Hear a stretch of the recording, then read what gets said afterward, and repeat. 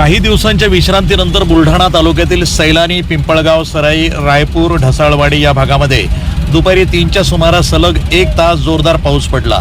ढगफुटी सदृश या पावसामुळे सैलानी येथील अनेक दुकानांमध्ये आणि घरामध्ये पावसाचं पाणी शिरलं, त्यामुळे व्यावसायिकांचं नुकसान झालंय, तसंच शेती पिकांचं देखील नुकसान झाल्याचं कळतं। शासनानं तात्काळ पंचनामे करून नुकसान भरपाई द्यावी अशी मागणी माजी पंचायत समिती सदस्य शेख चांद मुजावर यांनी केली आहे।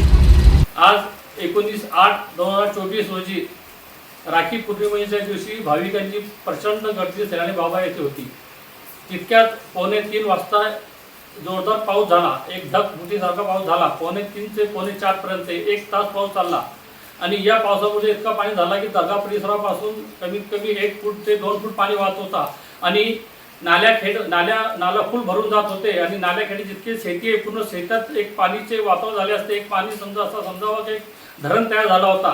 भरपूर प्रचंड प्रमाणात शेतकऱ्यांचे नुकसान झालेले आहे। याचा सर्वे करून या शेतकऱ्यांना नुकसान भरपाई भेटली पाहिजे आणि सैलानी बाबा दर्ग्यात मेन रस्ता जे सिमेंट रोड आहे तिथे एक लाईनची डीपी आहे, त्या डीपी खालून बी पाणी वाहत होता। त्याच्यावर लक्ष देऊन त्या डीपीचा बी बंदोबस्त करण्यात यावा व ते डीपीची जागा बदलण्यात यावी, कारण पुढे चालून याच्यावर काही धोका होणार नाही याची दक्षता घ्यावी। धन्यवाद। NTV news Marathi.